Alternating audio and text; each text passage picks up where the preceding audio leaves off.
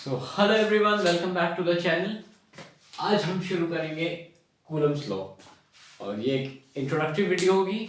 Next video में हम discuss करेंगे Coulomb's law in vector form, जो कि कूलम्स लॉ का सबसे इंपॉर्टेंट पार्ट है और बोर्ड्स में उससे एक क्वेश्चन फॉर श्योर।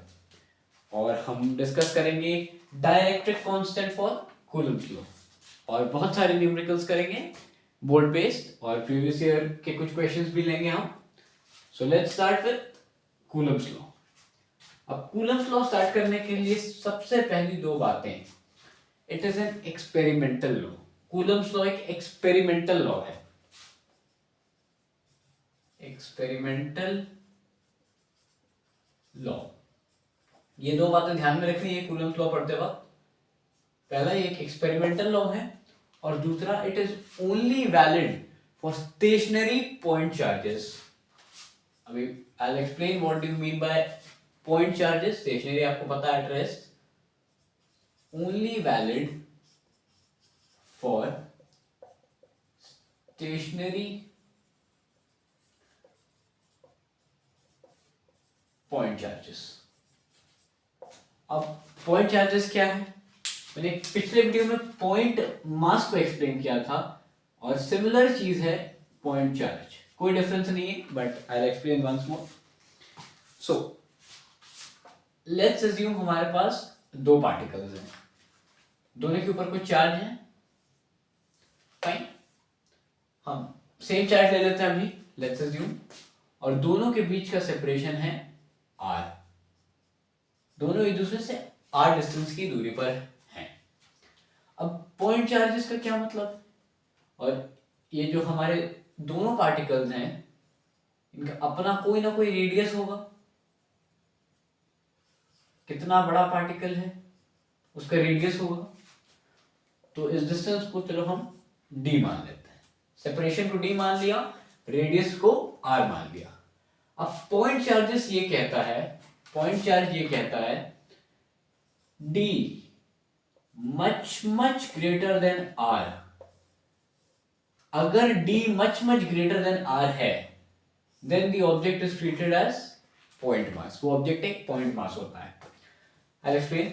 अगर दो चार्ज बॉडी का जो सेपरेशन है, बीच का सेपरेशन, वो उनके रेडियस से बहुत ज्यादा है, बहुत मींस अगर 1 और मान लो 10,000 या फिर 1000, इतना बड़ा 1:10,000 या कुछ भी, ये कोई रेशियो नहीं है, मैं बस एक एग्जांपल दे रहा हूं। अगर इतना डिफरेंस है इनके सेपरेशन और इनके रेडियस के बीच में, then these both bodies can be treated as point charges.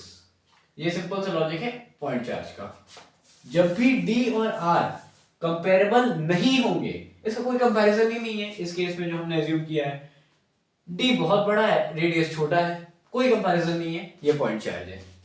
But उसी जगह अगर हम कुछ वैल्यूज ले लें, मान लो रेडियस ले लिया 3 सेंटीमीटर,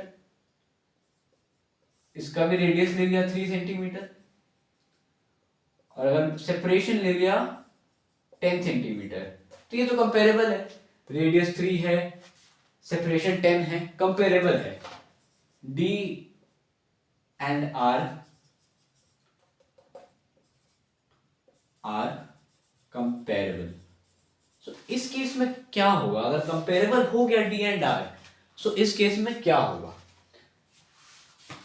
कोई चार्ज होगा, हम मान लेते हैं इस पे प्लस q, इस पे माइनस q, इस पे भी हम मान लेते हैं plus q minus q, plus q है माइनस q है। अगर दोनों कंपेरेबल डिस्टेंस की दूरी पर है, तो दोनों का एक दूसरे पर कोई इफेक्ट होगा। ये नेगेटिव वाला पॉजिटिव वाले को इस डायरेक्शन में अट्रैक्ट करेगा, पॉजिटिव वाला नेगेटिव वाले को इस डायरेक्शन में अट्रैक्ट करेगा। सो अल्टीमेटली ये जो सेंटर है, जो सेंटर दोनों लाइन एक्शन ऑफ फोर्स जिसे हम कहते हैं, जो सेंटर दोनों बॉडीज को ज्वाइन कर रहा है, अल्टीमेटली वो शिफ्ट हो जाएगा अगर ये दोनों बॉडीज एक दूसरे पे इंपैक्ट डालने लगे। आपको समझ आ रहा है? और इस केस में कंपेरेबल नहीं है, हम रेडियस मान लेते हैं 3 सेंटीमीटर, इसका भी रेडियस मान लेते हैं 3 सेंटीमीटर, और इसका हम सेपरेशन मान लेते हैं 12 मीटर्स मान लेते हैं, सेंटीमीटर नहीं मीटर, 12 मीटर बहुत बड़ा सेपरेशन होता है, तो कंपेरेबल ही नहीं है, बॉडी इतना छोटा सा सेपरेशन इतना बड़ा। सो उस केस में ये दोनों बॉडीज एक दूसरे पे कोई इफेक्ट नहीं डालेंगे, प्लस चार्ज हो माइनस चार्ज हो कोई कोई मतलब नहीं है, दोनों बॉडीज एक दूसरे पे कोई इफेक्ट नहीं डालेंगे। सो जो इनका सेंटर ज्वाइनिंग फोर्सेस है वो अभी भी सेम रहेगा, बट इस केस में जो सेंटर है वो इसका इधर आ जाएगा, इसका सेंटर इधर आ जाएगा। सो अल्टीमेटली या फिर आगे भी आ सकता है, डिपेंड करता है कैसे चार्जेस हैं, तो ultimately line centre of force change हो जाएगा। और कूलम्स लॉ जो हमारा है that is a central force, अगर सेंट्रल फोर्स चेंज हो रहा है तो कहीं ना कहीं ये कूलम्स लॉ को ओबे नहीं करेगा। ये एक बहुत दूर की बात है, बट अभी एग्जांपल के लिए इतना ही समझिए। ये था पॉइंट चार्ज, ये नहीं था पॉइंट चार्ज, ये सिर्फ एक एग्जांपल था, कॉन्ट्राडिक्शन था। ये है point charge when separation is much much greater then radius.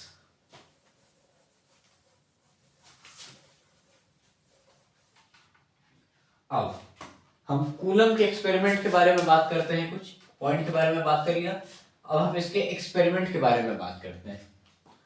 Let's say हमारे पास एक पॉइंट चार्ज, दूसरा पॉइंट चार्ज। अच्छा एक बात और, कोई भी spherical body point mass assume किया जा सकता है, किसी भी स्फेरिकल बॉडी को हम पॉइंट मास एज्यूम कर सकते हैं। ऐसा क्यों है बाद में हम इन डेप्थ डिस्कस करेंगे, बट अभी जनरल नॉलेज के लिए ऐसा देखा गया कि किसी भी पॉइंट मास का जो इलेक्ट्रिक फील्ड लाइंस होता है, जो इलेक्ट्रिक फील्ड लाइंस होता है, और किसी भी स्फीयर का जो इलेक्ट्रिक फील्ड लाइंस होता है, they both match each other, दोनों का इलेक्ट्रिक फील्ड लाइंस एक दूसरे को मैच करता है। सो इसीलिए स्फीयर एक सिर्फ एक ऐसा ऑब्जेक्ट है जिसे हम पॉइंट मास मान सकते हैं। तो अगर कहीं भी हम हमारे न्यूमेरिकल्स में पॉइंट दिया जाए या स्फीयर दिया जाए, सो वो सेम बात है, both are considered as point mass for Coulomb's law. ठीक है, क्लियर है? चलो अब हमारे पास दो पॉइंट चार्जेस हैं, फाइन। एक हम ले लेते हैं प्लस Q1, दूसरा हम ले लेते हैं माइनस Q2, फाइन। दोनों के बीच का कुछ सेपरेशन ले लेते हैं, हाँ सेपरेशन R ले लेते हैं, फाइन। अब कूलम ने ऐसे केस में दो चीजें ऑब्जर्व की। कूलम का पहला observation, electrostatic force of attraction, जो दोनों के बीच का, दो पॉइंट चार्जेस के बीच का जो इलेक्ट्रोस्टैटिक फोर्स ऑफ अट्रैक्शन होता है, that is directly proportional to product of charges. इधर साइन का कोई लेना देना नहीं है, electrostatic force is directly proportional to product of both the charges. Q1 Q2 का प्रोडक्ट डायरेक्टली प्रोपोर्शनल होता है इलेक्ट्रोस्टैटिक फोर्स के। दूसरा ऑब्जर्वेशन कूलम ने क्या किया,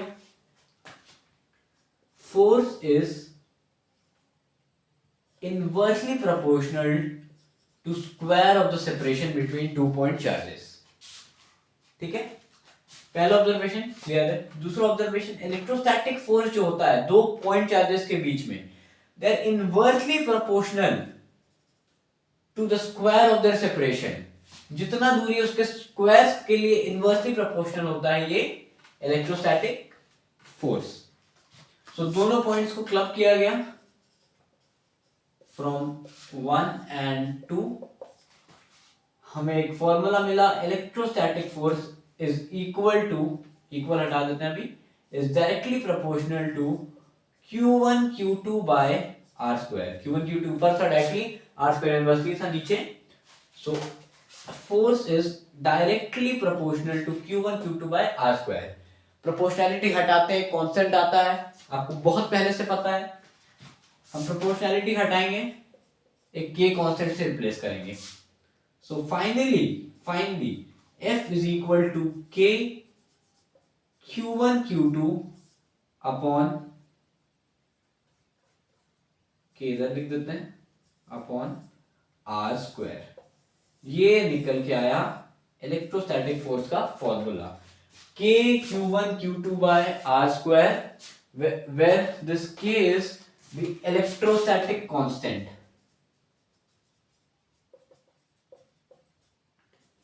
इलेक्ट्रोस्टैटिक कांस्टेंट, और इस K का जो वैल्यू होता है, इधर लिख लेते हैं, K का भी एक K कांस्टेंट है, K का भी अपना एक वैल्यू होता है, दैट इज 1/4 पाई एप्सिलॉन।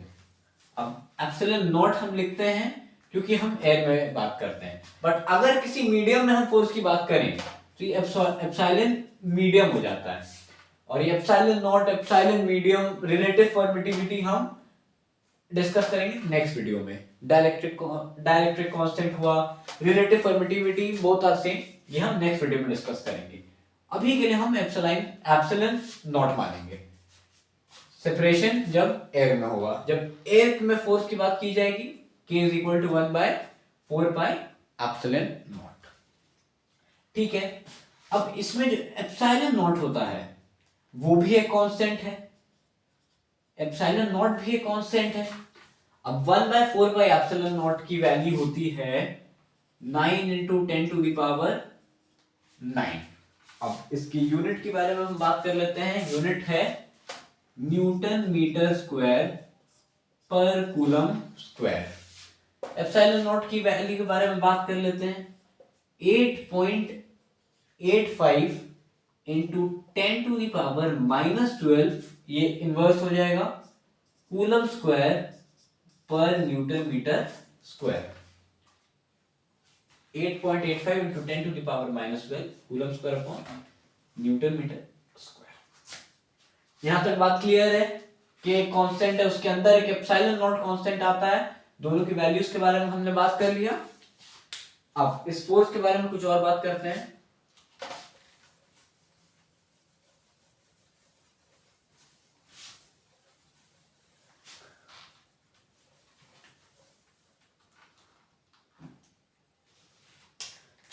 अब इधर हमने K का वैल्यू अभी लिखा था, तो क्या इस फोर्स को हम ऐसे लिख सकते हैं, F electrostatic is equal to 1/4 pi epsilon naught Q1 Q2 by R square.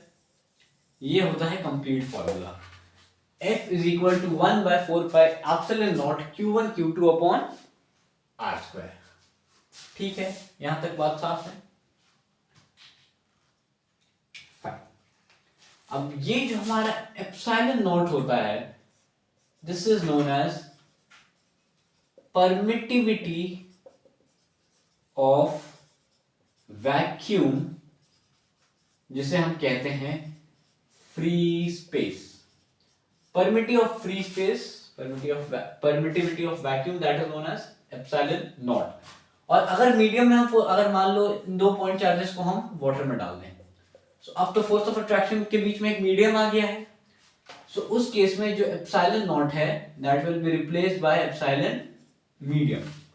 Fine, ये पूरी बातें हम करेंगे अलग से नेक्स्ट वीडियो में, that is the relative permittivity. ठीक है, अब ये जो फोर्स होती है इलेक्ट्रोस्टैटिक फोर्स, इसके बारे में कुछ बातें। पहला, it is conservative in nature, conservative. दूसरा, it is a central force. आपको याद होगा अभी वीडियो के स्टार्टिंग में मैंने बताया था, इट इज जो दो चार्ज्ड बॉडीज का सेंटर है, उनके बीच जो पॉइंट, जो सेंटर्स को ज्वाइन कर रहा है, वो चेंज हो जाएगा अगर इसका डिस्टेंस कम होगा तो, क्योंकि दोनों एक दूसरे पे फिर इंपैक्ट करने लगेंगे। सो यही जो लाइन सेंटर ऑफ फोर्स होता है, वही मैंने डिस्कस किया था, और वो यही प्रूफ कर रहा है कि Coulomb's law is a central force. मैंने कहा था कूलम्स लॉ फिर गलत साबित हो जाएगा अगर दोनों का डिस्टेंस कम हुआ फिर भी एक दूसरे पे कोई इंपैक्ट नहीं हुआ।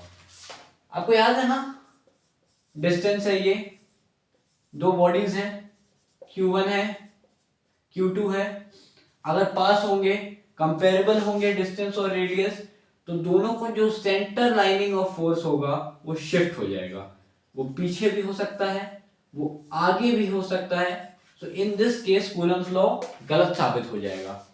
तो दैट इज व्हाई ये चीज पॉइंट मास एज्यूम नहीं हो सकती थी, और ये हमारा सेकंड पॉइंट प्रूव्ड है, it is a central force.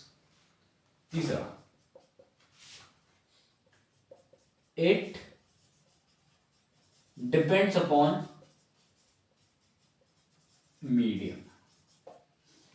क्यों मीडियम पे डिपेंड करता है? बिकॉज ऑफ दिस के 1/4 दैट इज के, ये मीडियम पे डिपेंड करता है। अभी हमने डिस्कस किया ई नॉट है एयर के लिए, ई एम हो जाएगा मीडियम के लिए। तो अगर ई एम हो रहा है तो पूरा फॉर्मूले में कुछ चेंज हो जाएगा। So it depends upon medium. भी फिलहाल इतनी ही बातें थी।